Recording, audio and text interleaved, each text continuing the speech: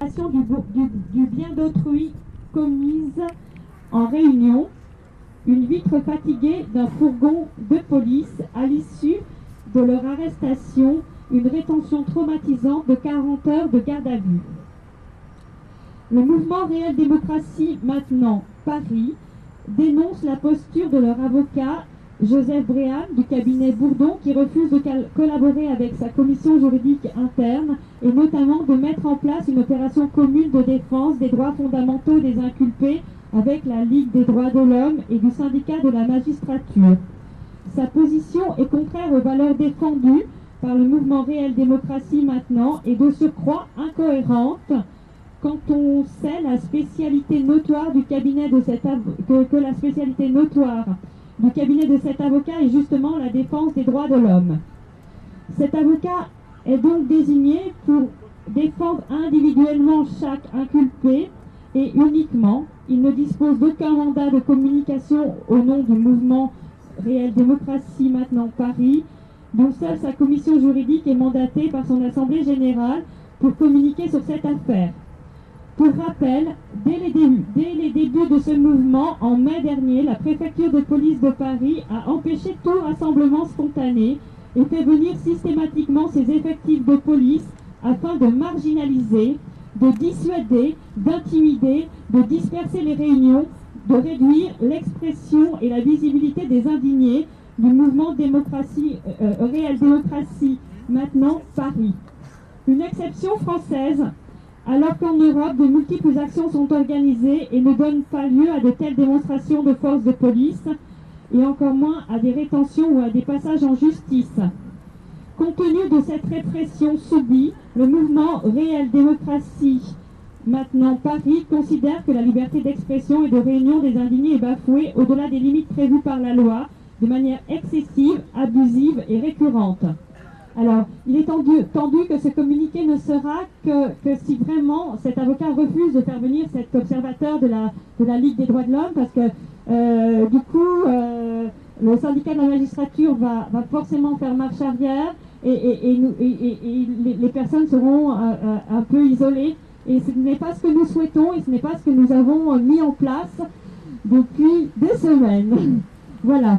Donc, je le regrette, mais si nous sommes obligés de faire ce communiqué, nous le ferons. Le deuxième communiqué est un communiqué qui tiendrait compte donc de la présence et du contact positif avec la Ligue des droits de l'homme et cet avocat et d'une entente qui s'harmoniserait. Donc, je vous le lis aussi. Donc, oui. Communiqué, comparution de 11 indignés le 31 octobre 2011 à Paris. 11 membres solidaires du collectif Réelle Démocratie Maintenant. 7 hommes et 4 femmes indignés de 27 à 37 ans, dont 10 d'entre eux sont français et une de nationalité vénézuélienne, comparaîtront en audience publique devant la 29e chambre du tribunal correctionnel du palais de justice de Paris à 9h le 31 octobre prochain. Leur comparution a été motivée. Alors, j'ai pas la bonne motivation là, mais vous l'avez dit tout à l'heure. Voilà.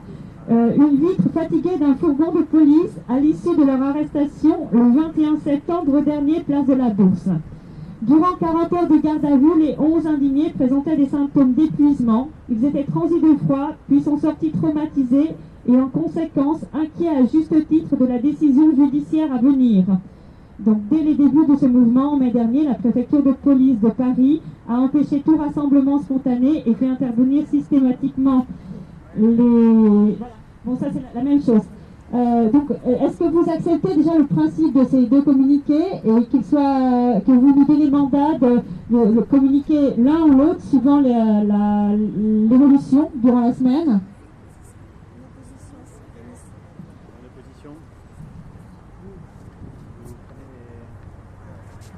Donc on a une opposition.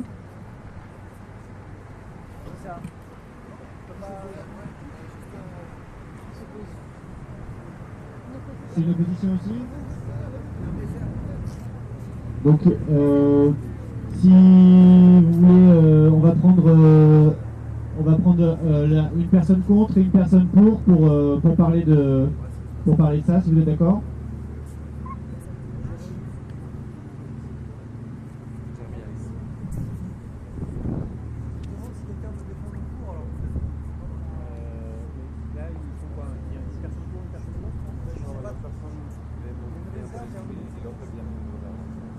Donc nous avons une personne qui a une réserve, une personne qui veut modifier l'esprit.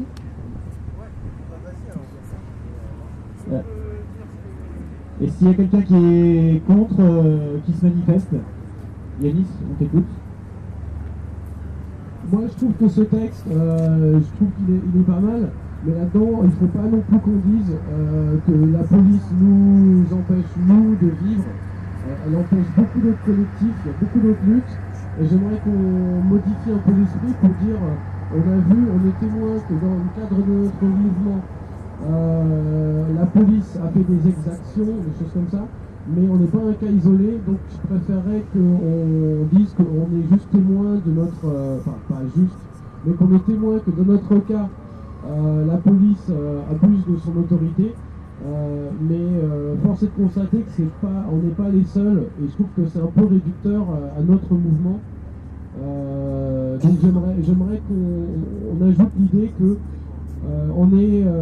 c'est un fait qui est généralisé et qu'on le constate dans notre cas et qu'on pourrait dénoncer ça de manière plus générale aussi, quoi. C'est pas clair? La deuxième personne qui voulait... Donc je fais partie des 11 de septembre et bon, Véronique m'a présenté ça tout à l'heure. Je voulais juste partager, c'est pas pour lever un débat ni une polémique, c'est juste pour dire que tout le monde entende. Je suis quand même très surpris de découvrir seulement ce communiqué aujourd'hui, malgré différents échanges de mails qu'on a eus. Et par rapport juste au fait qu'on puisse faire, que la commission juridique, que le mouvement fasse quelque chose contre l'avocat qui prend notre défense, j'ai une forme d'opposition, dans le sens où je suis directement concerné. Ce que je souhaite, c'est la relaxe, et que je ne veux pas que le mouvement aille dire à la personne qui nous défend, même si apparemment il le fait mal ou il y a un souci quelque part, et il faut voir avec la Ligue des droits de l'homme, parce que c'est très grave s'il refuse de collaborer, effectivement. Mais j'aimerais juste que on nous relaxe, et après, si vous voulez, on fait ce que vous voulez, mais j'aimerais qu'on nous relaxe. Voilà.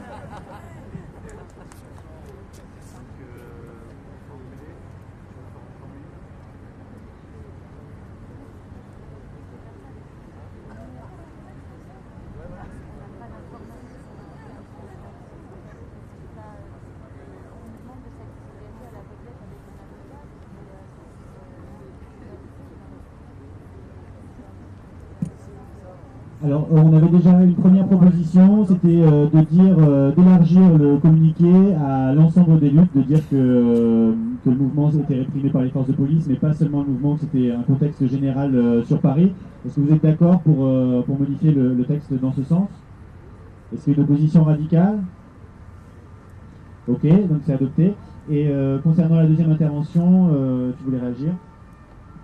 Nous aussi, on souhaite la relaxe et on est un peu inquiet justement à cause de l'attitude de l'avocat qui ne souhaite visiblement pas ou qui ne s'attelle pas ou qui ne passe même pas un coup de fil qui lui prendrait peut-être 5 secondes vers la LDH. On est inquiet et surpris, c'est pourquoi nous faisons ce communiqué, nous souhaiterions faire ce communiqué-là. Nous, notre but, c'est la relaxe des 11. Voilà. Moi, tant que quelque chose n'est pas advenu, un avocat peut toujours dire ce qu'il va faire ou ce qu'il souhaite, etc. Nous, on n'a aucune information, on ne sait pas. Donc, on ne peut pas s'engager sur quelque chose où on ne sait pas. Visiblement, on est extrêmement surpris et on l'a relancé.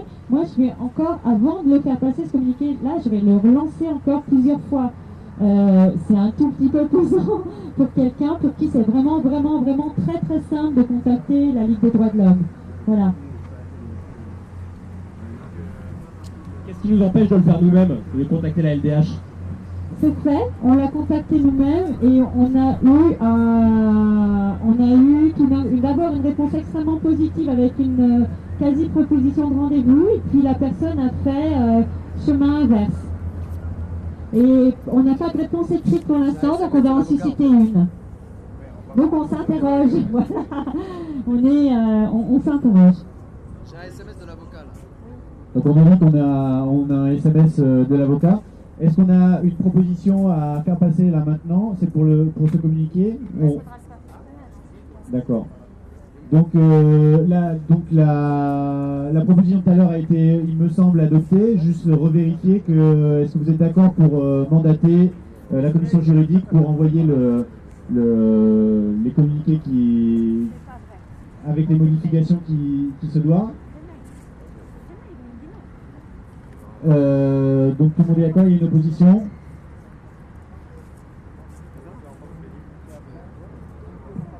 Est-ce qu'il ne serait pas possible de faire un communiqué juste qui dit qu'on souhaiterait la présence de la Ligue des droits de l'homme sans être hostile entre guillemets vis-à-vis de cet avocat? Donc puisqu'on a mandaté la commission juridique pour rédiger ce communiqué, je vous invite à prendre contact, tous ceux qui veulent travailler là-dessus, à prendre contact avec la commission juridique. Et je vous rappelle qu'on a une pause très bientôt et que ce sera l'occasion aussi d'échanger des informations sur ce sujet. Donc on précise que les personnes qui interviennent ici sont des rapporteurs, ils n'ont pas des référents du groupe de travail. Ah oui, on demanderait tout à l'heure à la pause aux rapporteurs de vouloir se manifester ici à la tribune afin que les gens qui veulent prendre contact avec eux puissent venir les voir.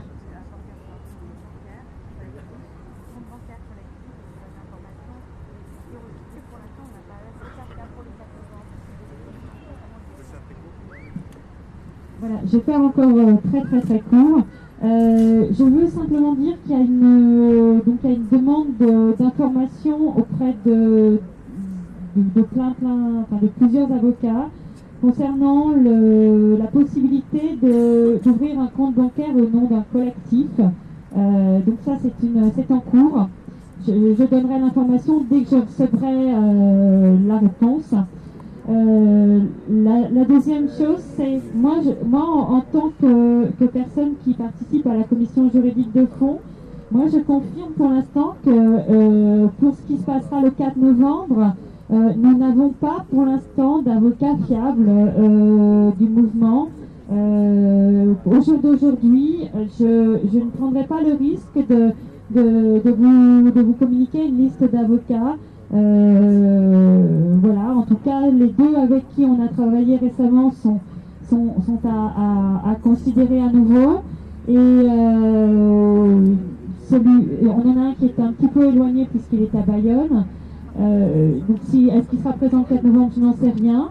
Voilà, pour l'instant, pour moi, participant à cette commission, je vous dis que je n'ai pas d'avocat de référence pour cette date-là. Voilà. Merci.